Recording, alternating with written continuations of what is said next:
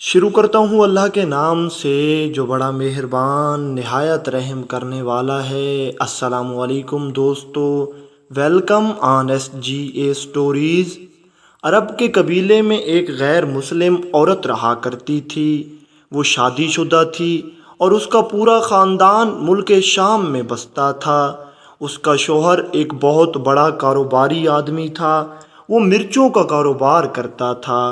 ایک مرتبہ اس کو کسی مسلم نے سورۃ فاتحہ کے متعلق بتایا کہ مسلمانوں کے مقدس نبی پر ایک کتاب نازل ہوئی ہے جس میں ایک سورۃ فاتحہ ہے اور سورۃ فاتحہ میں ہر بیماری کی شفا ہے۔ اس غیر مسلم عورت نے جیسے ہی سورۃ فاتحہ سنی تو یہ سورت اس کے دل کو جا لگی۔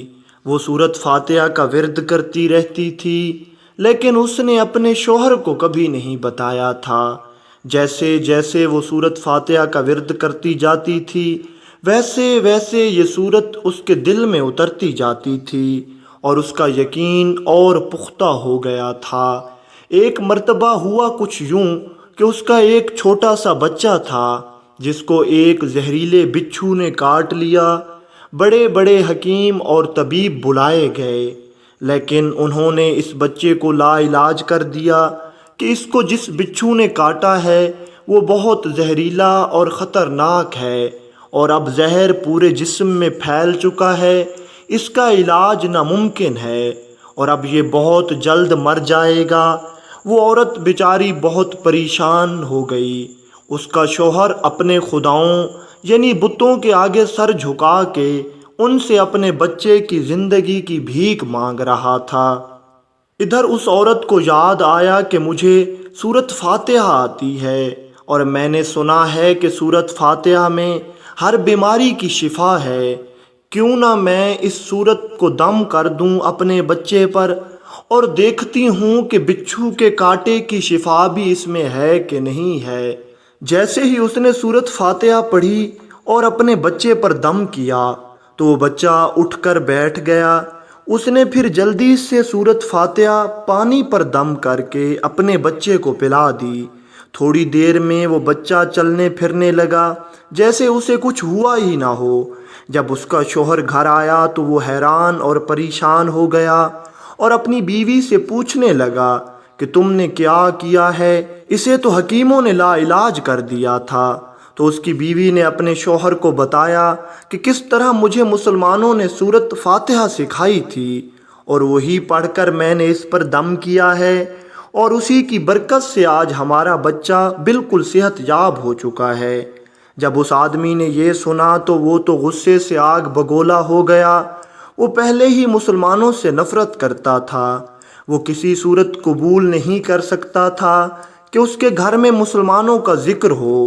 وہ اپنی بیوی کو مارنے لگ گیا، لیکن اس کا سورۃ فاتحہ پر یقین اتنا پختہ تھا کہ اس کی بیوی اس بات پر ثابت قدم رہی۔ اب وہ ظالم شوہر اپنی بیوی کو روز مارتا تھا۔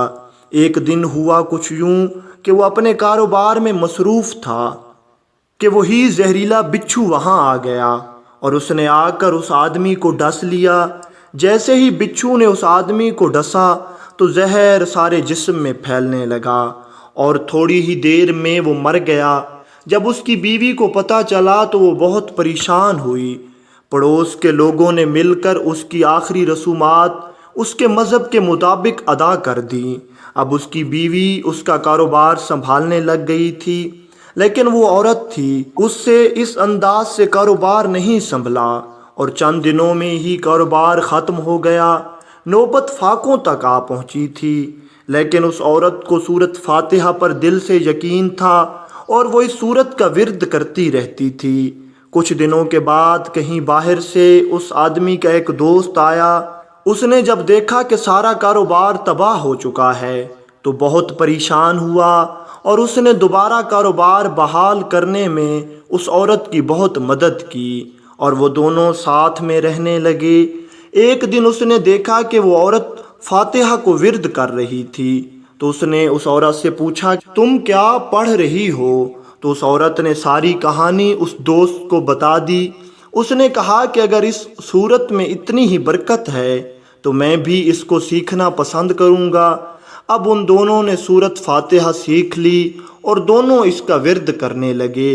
کچھ دنوں کے بعد ان دونوں نے اسلام قبول کر لیا اور پھر ان دونوں نے شادی بھی کر لی، اور ان دونوں نے سارا قرآن پاک حفظ کرنا شروع کر دیا، اور اللہ تعالیٰ نے ان پر اپنی رحمت کے دروازے کھول دیے۔